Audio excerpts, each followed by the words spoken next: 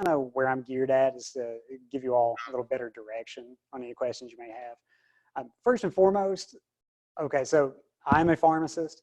I do not consider myself an expert, and this is why. I'm not an infectious disease expert. I do not work for the CDC.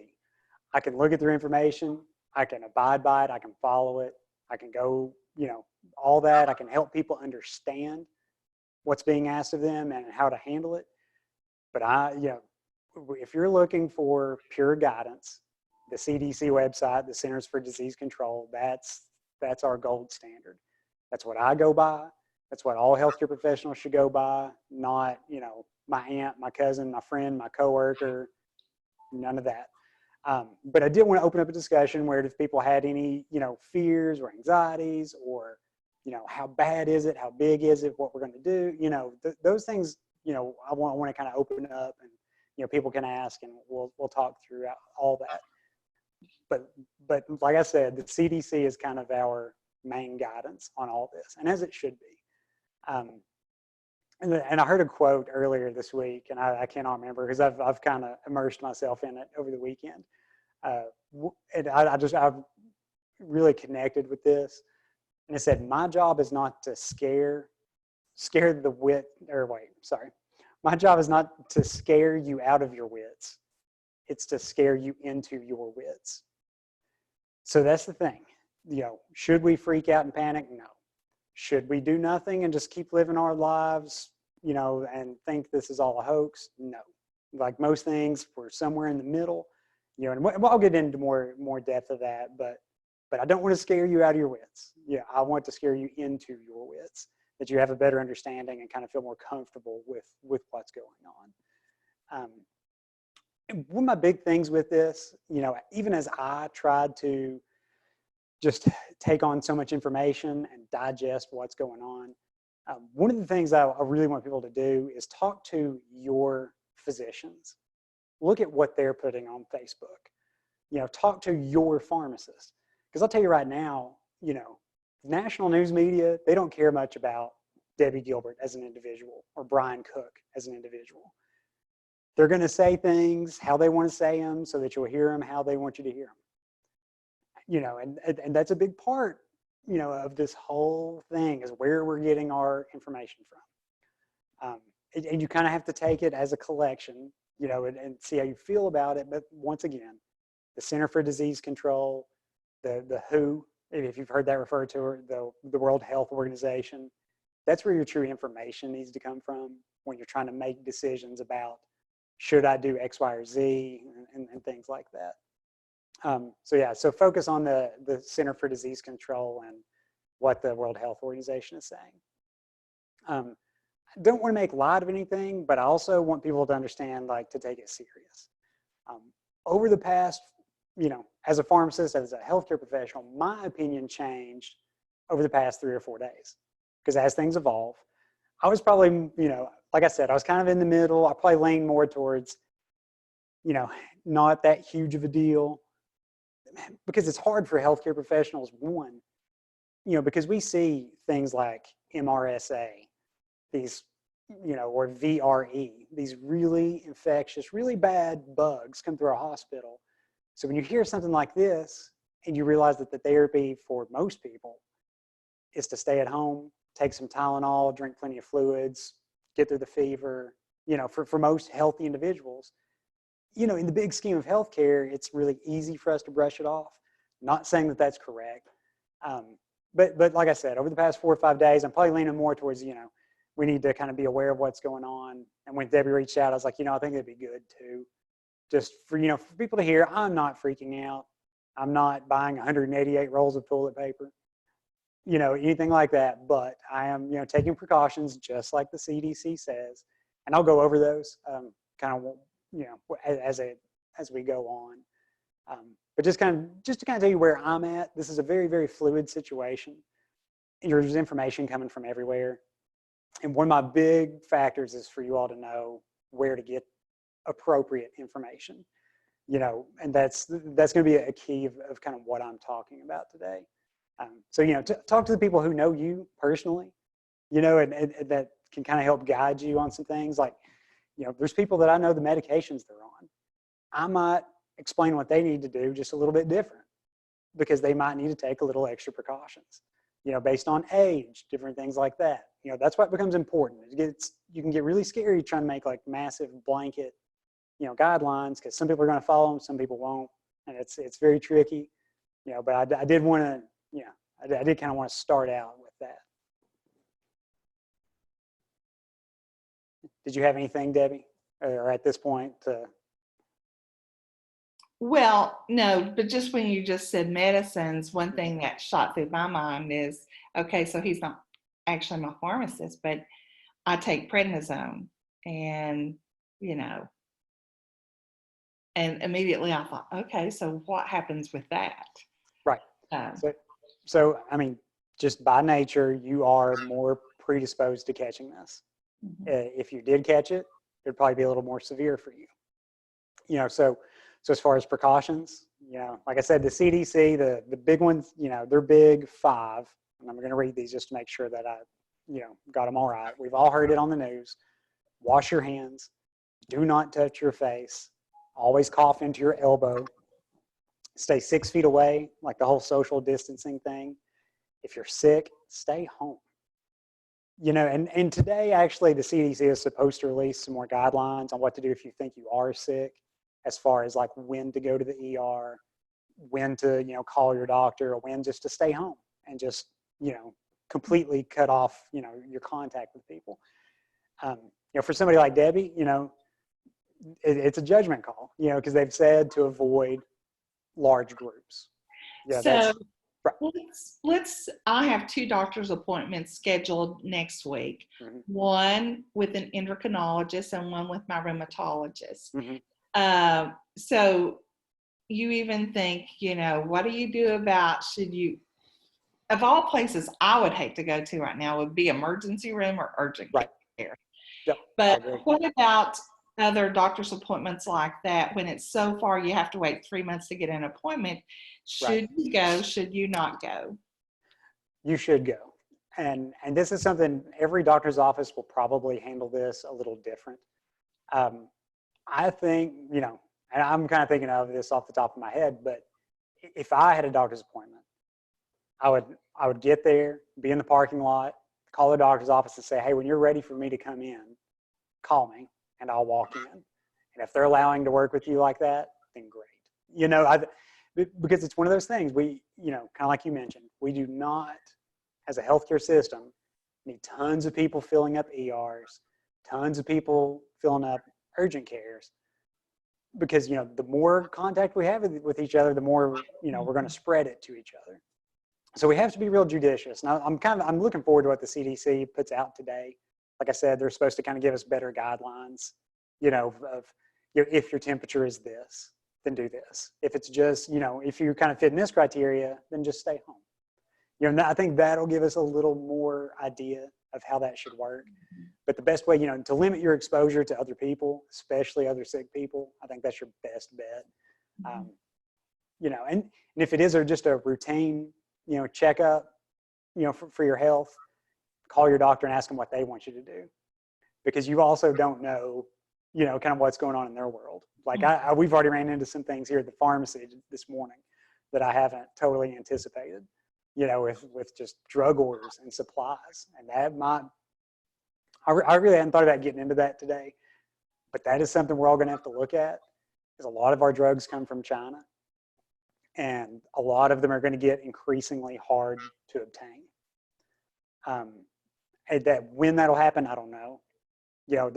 Fortunately, most medications, we have some alternatives that we can use if we have to. And that's just something we're all going to have to play by ear. Hopefully, I think the United States is going to look at this and say we have way too much dependence, on things like this, that we need to be able to produce, en masse, some of the things that we desperately need. But I'll say this, if it's getting close to getting time to get a refill, go ahead and get it filled. Do not wait until you're a day or 2 out, because on some of these drugs, we might have a day or 2 lag time on being able to obtain, so that's something, as a pharmacist, I wanted to prepare people and say, don't panic. It's not like you have to go, buy every, load up for doomsday. But if you know something that's like essential to your life, to your well-being, I mean, there's like, let's say high blood pressure. We have lots of options there. If you have something very specific, some sort of type of antiarrhythmic, a chemo drug, that's something, you may want to check into, try to just, basically I'm saying just don't run out of medicine. Don't let yourself run out to where you're in a panic, because a lot of this stuff we'll be able to find, but sometimes it may take us 2 or 3 days. As a pharmacist, I know if I'm out of something and I can't get it from a wholesaler, I'll start calling around other pharmacies, and if you've got 3 or 4 days in advance, that's easy. That's an easy problem to fix, but if you need a dose tonight, like that becomes a problem for everybody. Sorry. One other thing. So what was I talking about before that, Debbie? I Well, you had just read us the CDC okay. things to do and said that there may be more that they come out with this week. Mm-hmm. Right. And so I think from what I heard, that should come out today. And I think that'll help direct us on what to do in the case we get sick. Because, and let me just read this. This is from the CDC website. It says, the CDC expects the widespread transmission of this coronavirus in the United States. They expect it to occur. And in the coming months, most of the population will be exposed to the virus. So and here's where I'm going with that. If you're watching, if you're watching the news, watching TV, and they're like, oh, there's a case here. Oh, now there's a case here. Now there's a case here. Just how we are as society, it kind of makes us more panicked because we're identifying every single case. The CDC is well aware most of us are probably going to get it. So it's not shocking to them. They understand how these work. You can read on there, I mean, and like I said, we should take it serious, because I've seen pictures on social media. People are still packing in concerts, packing into bars that are shoulder to shoulder, and that's not going to help that much. You know what I mean? Like, that's not helping the big picture. So we do have to kind of be aware that we got to do what the CDC says, and we have to follow those guidelines. One thing I want to mention too, if a lot of people may have heard of flattening the curve. Have you heard that, Debbie? Flattening the curve? Yes. Yes. Okay. And do you understand? I don't fully understand it. Okay. So one of the bigger concerns for our health system as a whole is, let's say we know 100,000 people are going to catch this disease and need treatment. If you look at like a bell curve where it spikes, the thing is, what you want to know is, or what you don't want all 100,000 people to be sick in the same 4-week span, because we don't have enough doctors, we don't have enough hospital rooms, ventilators may be on short supply, but there's actually more of those available than even what I understood this morning, because the military has some, we have them in surgical suites at hospitals, things like that. So if you hear the big ventilator scare, like, it might be an issue, but there's actually a lot more available than what we totally understand. So that's one thing. But going back to flattening the curve. So if you see this curve, you don't want all 100,000 people to be sick in 4 weeks. You want those 100,000 people to be sick over 4 months, if that makes sense. Because over 4 months, we have space. We have appropriate physicians and caregivers and medicines and so the whole social distancing thing, I know a lot of people are making light of it. Like, well, I didn't do this for swine flu and it was fine. And I didn't do this for, the flu and it was fine. But one of the things we're really looking at here is we're trying to prevent, everybody getting sick at once, and that's a big part, of flattening the curve. So, because it brings that peak down, still the same amount of people may get infected, but this is our best way of kind of spreading that out over time, which is what we need. We need time to make better provisions, handle things a little bit better. And this is our best and most effective way to do it. Does anybody have any questions that's on here, by the way?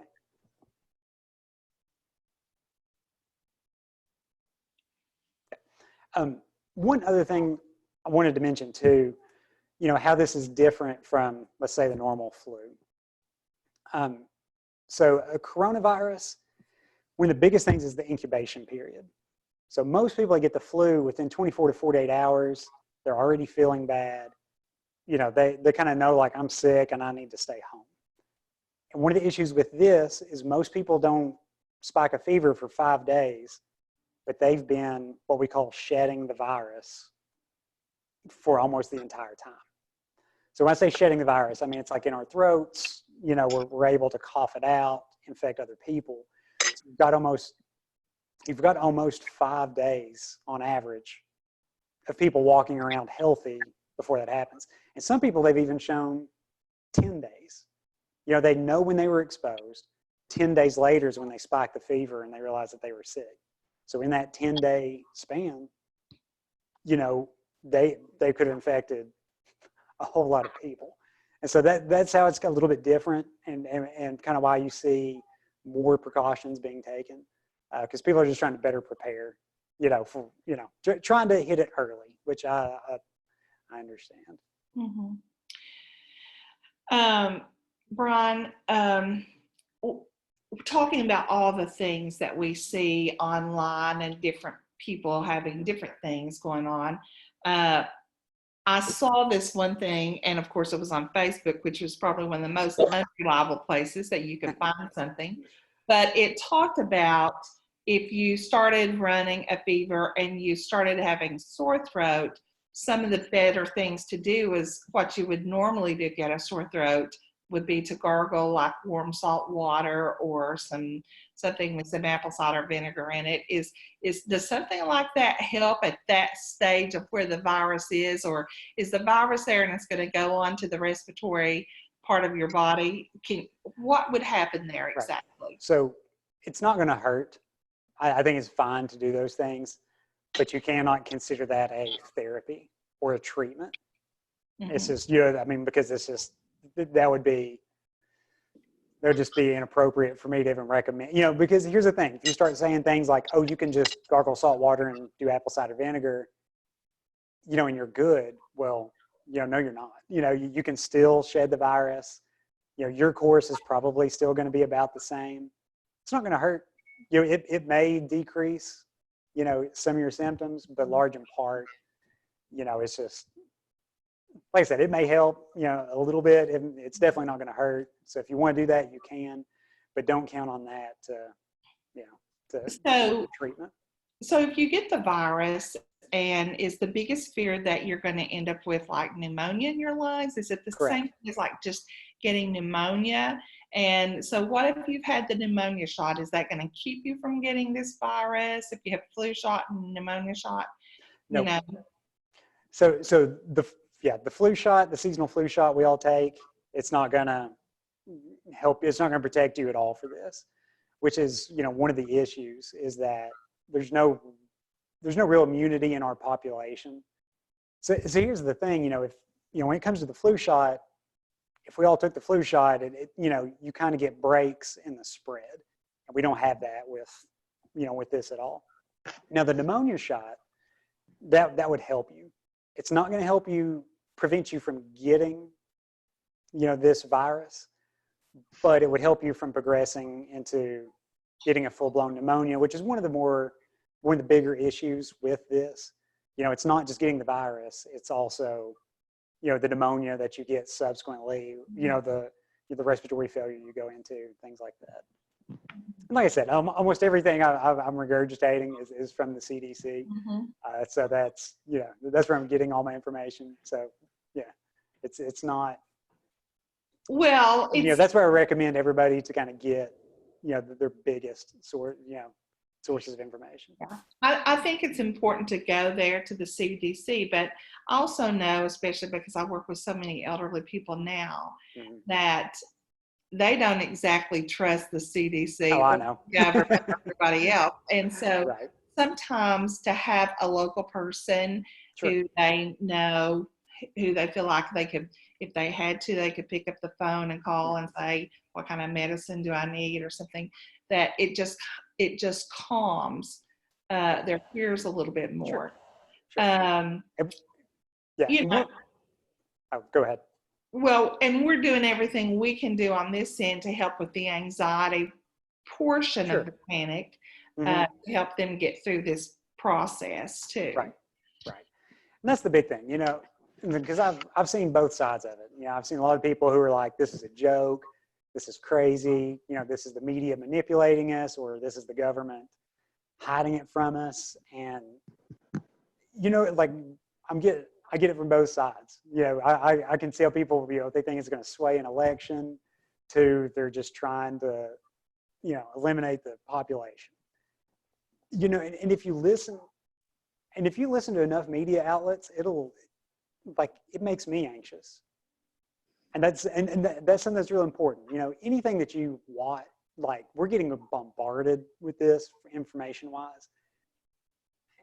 And almost anything will do that to you. You know, if you're constantly getting the updates, you know what I mean? Like just as human beings, that's what we do. That's how we respond. You know, like, you're like, well, they're talking about it all the time. This, you know, you can take it either way. You can say, oh, we're all going to die. Like this is it. You know, or you can say like, oh, they're hiding it. Or, you know, you can conspiracy theory yourself, you know, crazy.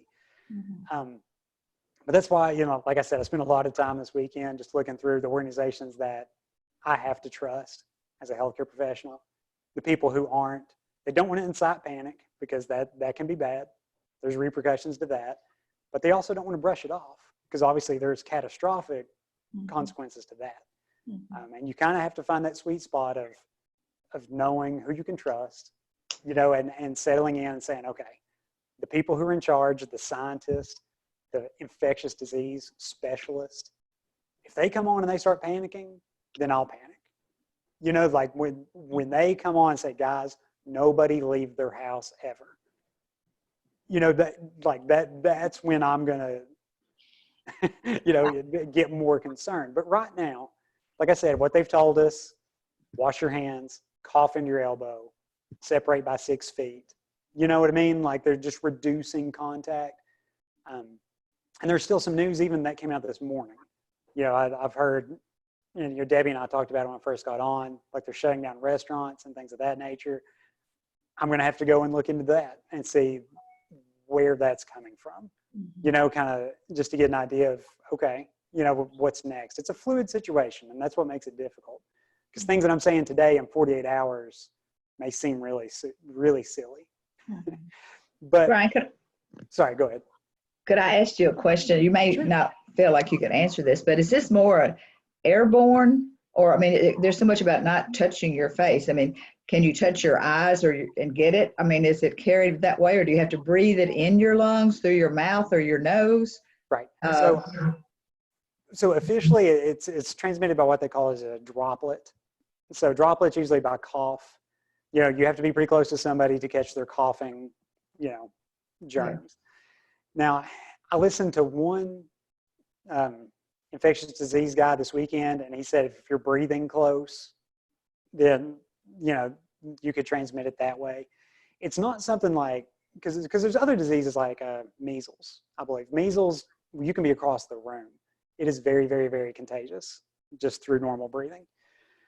You know, this one is more of like a droplet, like you need a cough, something like that. And they say not to touch your face because around your eyes are particularly sensitive to being able to get viruses into your body. It's just not, your eyes are not a great protection as a whole. So basically they're saying don't touch your face. So that's, you know, majorly your mouth, inside your nose, your eyes. So if you can kind of stay away from that area, which is hard for me because I talk with my hands. Me too. if you've noticed, I you know, I have to very consciously do that. But you know, close quarter contacts, you know, that you've seen it on the cruise ships. You know, one of the issues for them is that recirculation of air. So there's definitely an air component to it. I'm not the expert on that exactly.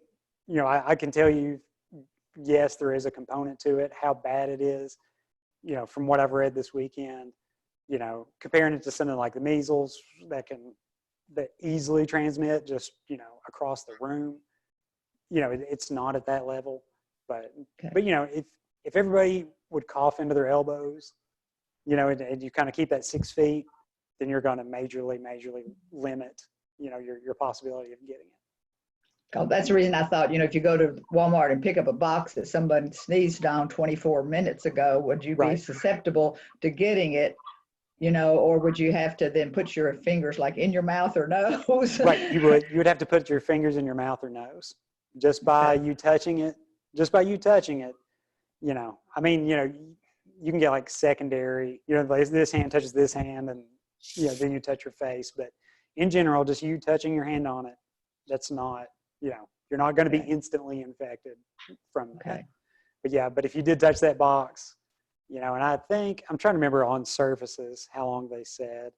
Well, I read something that said 24 hours on a soft surface, but 48 hours on a hard surface. Correct. Yeah. So like something like a cardboard, like a box, you're looking at about 24 hours, but like a countertop, stainless steel, handrails, you're looking probably closer to 48 hours. Of course, as you say, it's hard to know what you read if it comes from, of course, you read so many things from different sources. And being sure that's one reason you like, as you said, you're talking to your physician, makes sense instead of talking to what's on Facebook, because you just never do know. Yeah. And like I said, I spend a lot of time, and even as a professional myself, I was finding different information, the most consistent were, from the websites I mentioned before. But and it's an evolving process. We're learning more constantly, how to combat it, things like that. If you look at what's going on in Italy's kind of what it looks like when things have not gone well. I'll try to choose my words, because I don't want to say failure, but whatever, the way that if things went down over there, that's what we're trying to avoid. Yeah. We're trying to avoid everyone getting sick all at the same time, overloading the system. Because I've heard reports, and these are news reports, so, but essentially physicians having to look at people who are in their 70s and saying, I'm sorry, you're just good luck, and that's where we don't want to be. So that's why, it's important that we take it serious, that we don't end up in that spot, but also want people to realize, like, the CDC expects most of us, I don't know if that means 51% or 80%. I'm just quoting what they said, most of us, to be infected. So it's coming. So, when you're watching the news and they're like, because this is going to happen. There's going to be cases in Laurel County. There's going to be cases at the stores you go to, in your family. Like, they fully expect that to happen. So when that does happen, though, we can't just all lose our minds, and we have to just do what we know to do, take care of ourselves. And that's one thing too. People have asked me, like, what can I do, to better prepare myself? The best thing is just staying healthy. So eating right, getting rest, like all the things that we've, known our entire lives on how to stay healthy. Take your medicine, get rest, drink less alcohol. If you're worried about getting your medicine, find a pharmacy that delivers. I know my pharmacy, we offer free delivery. I know the Thompson Drugs, they offer free delivery, or at least a minimal charge. I don't know for sure, but depending on distance and things like that. But there are opportunities, and that's one thing. You don't have to panic about trying to hoard your medicine or anything, because a lot of places will try our absolute best, to accommodate everyone. But so that part I'm not as concerned about, because I know it's coming. I just don't want people to kind of lose their minds and create too much panic. But I do want everybody to be concerned. I think there's a healthy level, and that's kind of person to person. I'm probably more anxious than a lot of people, so I don't need to force panic on myself, because I can naturally do that. But so it's person to person, but we all got to take our own. We got to be responsible and kind of do what they say, and because there's reasons that they're telling us to kind of stay away, do the 6 feet and things like that. Wanda, thanks for joining us. Do you have any questions? No, actually, he's just reiterating most of what I've already heard, except there was the time frame difference. What was it? In how long the bacteria stayed on the surfaces that it was exposed to. I had heard before, so it's encouraging to hear that the bacteria can't live as long as they had previously stated. Right, and I agree, because I know, and I could not remember where I heard it. Initially, I'd heard people say it can live for 9 days. Yeah. Right. On surfaces, and I've looked forever, like this weekend, trying to figure out where that came from, and I could not find a credible source, and so I kind of had to keep looking and make a consensus. And it sounds like you came across about the same thing. That, Yes. Cardboard products about 24, hard surfaces about 48, and obviously if we clean those surfaces, then, that takes care of it. Yes, even less. Sure. Brian, another question that I have is because for people who do contact the illness, and let's just say if you're having to take, there could be several scenarios. It could be taking care of an elderly parent who's able to stay at home and not go to the hospital. What about the rest of the family being there? What if it's a mom who has it, who has children, or a dad who has it, who has children? And we talk about isolating and quarantine. So what's your suggestions for something like that to happen? So you have to limit contact as much as possible, which I know is hard, because the scenarios that you gave, you've got a mother with children, or somebody taking care of a mother or father, somebody who can't take care of themselves. So right now the recommendation is, if someone is confirmed, does have a case, they do recommend them to wear masks. The sick person. And this has been widespread on the news. So I think everybody kind of knows, like, wearing a mask isn't going to help you a ton as a healthy person, but as a sick person, wearing the mask helps keep your germs from going, out to everybody else. So the last thing that I read said that, they were recommending, if you are sick and able to wear, the N95 respirator mask, that it may, reduce basically the virus that you shed, and that can infect other people.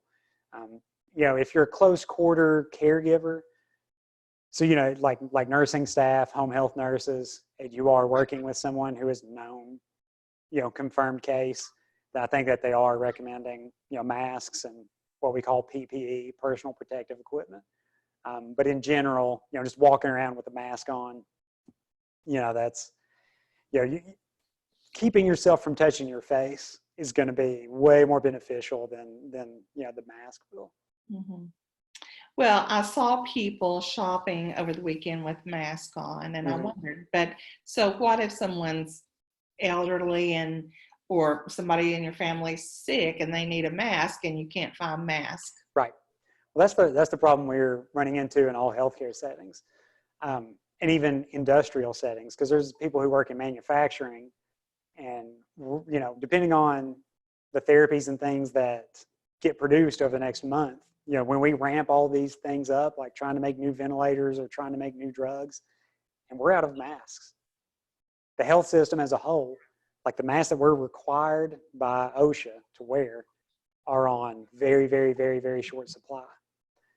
So that's the problem. If you've got this major plant, you need to make all this stuff, but all of a sudden you can't protect your employees during their manufacturing process, you've ran into a whole other problem. And in the hospital, there's certain drugs that I mix and compound that it's required that I wear one of those masks, and we are down to a handful, and so we're trying to conserve and trying to limit and do what we can, but that's an ongoing problem too. That's why you never want to invoke panic, because I think that happened and everybody ran to buy masks, and now the people who really need them, they're on short supply. So inciting panic, has its downfalls. We should always take action to sit back and act like it's not a big deal is equally as a wrong answer. But we've all got to do, what's asked of us. Mm-hmm. Okay. Well, I really, really appreciate you spending this time with us today. It's no problem. Hopefully it was a little informative. Like I said, I'm not an infectious disease expert, but I do feel like, when you're talking to people in your community, you try to choose your words wisely. It's a lot different when somebody's, on national news and they can just throw anything out, and there's not a whole lot of repercussions. So I tried to give as much good information as I could, and just, and to kind of know where we're at. I mean, it's, healthcare, sometimes it gets tricky. And like I said earlier, it's very easy for us to sometimes say, well, big picture, this disease isn't that bad. It's kind of easy for us, because we've seen some things that really scare us, because we know, like, man, this could get really bad really quick. But also at the same time, we have to be real careful about brushing things off, because this is not something to brush off. Like I said, there's not a whole lot of immunity in the country, if any at all. They expect over half of us to get it, or most of the country to get it. So that in of itself, should give us concern. And people, one thing I totally missed, but I think everybody kind of knows, elderly patients, over 65, 70 years old, that's where you're seeing the most critical cases. People with diabetes, heart issues, actually. Cardiac issues are starting to show that they have the worst mortality rate. So your heart issues, your lung issues, diabetes, obesity. One thing to consider too, the Chinese population, from what I read, is healthier than us. They don't have as many comorbidities as we do. Here in America, we are obesity and diabetes, we all know, is very, very, very prominent. So that may be a factor in the next coming weeks when we're like, man, we should have been doing better, as a society. So that's why I think these precautions are good right now on the front end. One thing that benefits us is we're quite a bit more spread out than some of those countries. So I think that will play into our favor, but that's kind of speculation, more than anything. Yeah. Well, I think it's important to always your attitude about everything. And, even though this is a very crucial situation and a bad situation, even, us isolating, yes, we're very thankful that our church did online. And I was sharing with IGOT Bible study this morning, lots of good things have happened for us this weekend because we've rested more, we've slept more, we've spent more time together. I've accomplished things being here that I usually don't because I'm on the go so much. And so, it's important, I think, for physical health to always look at the mental part of it and the spiritual side of it too, to know that we're resilient people, deeply loved. Yeah. And, absolutely. To carry on our community love toward each other, I think is a huge deal about just making phone calls. So we didn't see people at church yesterday, but we have a lot of senior adults and, making calls just to say, hey, just checking on you. Do you need anything? I think a lot of the community support things are important. Yes. One thing I did hear is that when people panic, they lose the ability for social niceties. And I can't remember, but it was on the media that I heard this yesterday, how that when you I remember the guy talking about it. He had said, normally he would open the door and hold it for a mom and a child, but it was almost like it was offensive. And we have to not do that. Right. We can't lose our minds in all of this. Right. So. Yeah. And so this weekend, obviously, my family kind of stayed home, because, church was canceled and things like that. So kind of like what you said, we kind of took time to, hang out at home, played more games than we normally do, just got to hang out as a family. And what's funny is I watched the movie Frozen 2 with my daughters, and there was a line in there that Olaf said that I absolutely loved. And I wrote it down when I was kind of going over things. And he said, we're calling this controlling what you can when things feel out of control. Oh, And great one. he said that in the mirror. I was like, man, that's awesome. And that's all we can do. You know, we're controlling what we can when things feel out of control. So if you feel out of control, you know, you feel like everything's falling apart, you know, they're not, you know, and we're taking appropriate actions to prevent that from happening. Mm-hmm. And all you can do is control what you can. Mm-hmm. You know, take care of yourself, you know, follow the guidelines that they give. You know, that's all you really need to be worried about, you know, and just kind of focus on what you can control. Well, I think it's also important, you know, one thing with IGOT Communities, our main goal is to try to stop senior adults from isolating. Mm-hmm. And of course, we play bingo all over the place. We go everywhere, and we have big crowds, and they love it, and they laugh, and they just really share a good time together. So we've ordered 100 extra bingo cards that we're getting ready to deliver out to our senior places. Mm-hmm. And we're going to play bingo on Zoom starting here soon. But, you know, there are lots of things with our technology today mm-hmm. that how we can connect and care for others. And I think it's really, really important that we open up and do some things. One thought I thought of when you were talking about when you go to the doctor's office, if you don't want to sit in, mm-hmm. just call and say, I'm here, I'm in the car, I'm checked in, call me. I think that's a great idea. It would be great if we could drive through a window at the doctor's that hand us a little vibrator thing like they do at a restaurant. And we could just sit in the car. I would love to go to the doctor and just sit to my turn in the car. And like I said, you know, that'll differ from office to office. I think it'd be worth asking, you know, kind of what they want you to do. I mean, I think that's the greatest plan ever, because if you're going to the doctor and you're sitting in a room with 30 people waiting, mm-hmm. you know, there's got to be a better way than that and more enjoyable. Sure. So, okay. Well, Diane, do you have any other questions, or Wanda, before we, Brian, is that the most of what you're bringing to us today? And mm-hmm. Yeah. Okay. So any other questions before we end this session? Well, thank you, Brian. I do appreciate you taking the time, because I know you're a very busy person. You're very welcome. I'm glad to. I think common sense and also trusting the good Lord. I think, you know, prayer is a good time for prayer. And absolutely. Absolutely. But thank you so much. All right. Thank you, guys. Wanda, thanks for joining us today. Oh, thank you. I did have a quick question, if I could regress here for just a few minutes. Earlier, I think he made Joey, is it? I'm so sorry. I don't have the screen in front of me again. Sorry, my name's Brian, but the name. I'm sorry. Yeah, I'm using somebody else's account. Yeah, but it's Brian.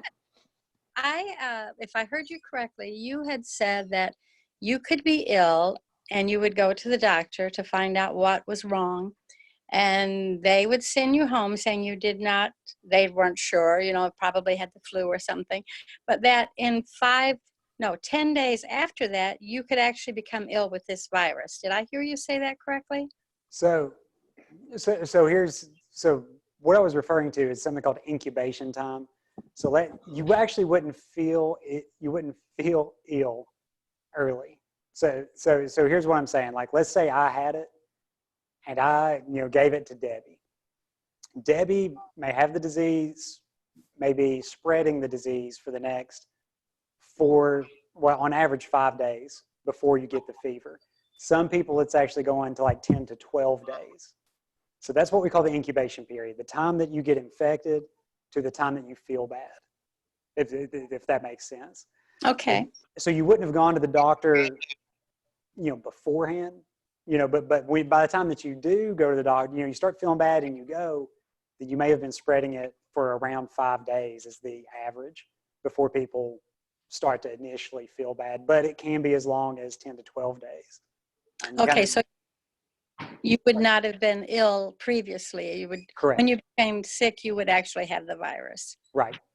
And one other quickie, you inferred that 80 or a larger percentage Mhm. of our average would come down with this virus, correct? Correct. Yeah, the Okay, CDC so- expects that most, and that's the terminology they used, was that most Americans, would be infected.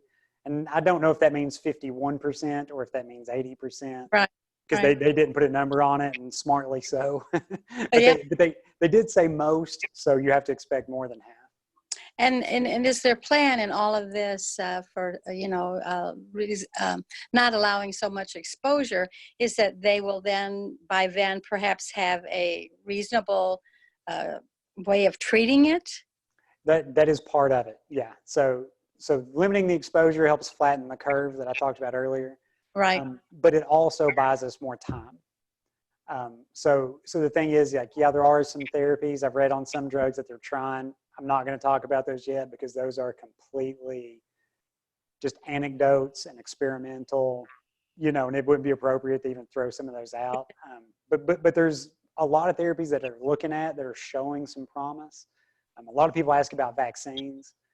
Your average vaccine takes about 12 to 18 months to be in full production. Now that timeline can be shortened, but the two things that you got to think about with the vaccine is that they have to do two things. They have to be effective, meaning they have to work for what you're trying to do, and they have to be safe. So before any responsible drug manufacturer is going to put that out, they got to prove those two things, and that just takes time. Exactly. Right, because I heard one expert, he's like, I can have a vaccine tomorrow, but the ability to prove that, one, it gives you immunity and works, and two, doesn't do more harm, that takes time. And I know we got a lot of people working really hard on it. So from the people I've heard, they can expect that timeline to be shortened, that 12 to 18 months. How much, I have no idea, and I'm not going to speculate. But that's kind of where we are in regards to vaccines. I expect to treat, some sort of therapy to come out before a vaccine, just Yes. based on the normal timeline. I think so. It's like the treatment, because it a lot depends on the natural immunities and how your body is going to react. So Right. Staying healthy, like you said, eating Yep. right, and what we Yep. need to do, best thing to do. Right. Thank you so much for your help. All right. Thanks, guys. Anything else? Okay, that's all I have. Okay. Thank you so much for taking your time today to do this with us. And later on today, we'll have the recording up on our website. So I just wanted to, when we started, I thought I had the record button on, but when I introduced you, but then I looked and it wasn't, so I put it back on. So I just want to tell everybody that we are talking today with Brian Cooke. He's a pharmacy doctor, actually, with Plaza Drug. And what's the name of your Plaza Drug? So it's Plaza Drug and Plaza Drug Specialty Care. Yes. We're in the same building, just past the police post. Okay. Yeah. And one thing that's, to me, is just so special about your particular store is all of the things that senior adults need. Just Correct. There's so many, like lift chairs and walkers and shoes. Shower chairs, compounds, compression socks, nebulizers, oxygen. Yeah, we kind of do as much as possible. Yeah. So we really appreciate having you today, and hope to see you again soon. Okay. IGOT Communities. Thank you so much. Thank you. Bye-bye.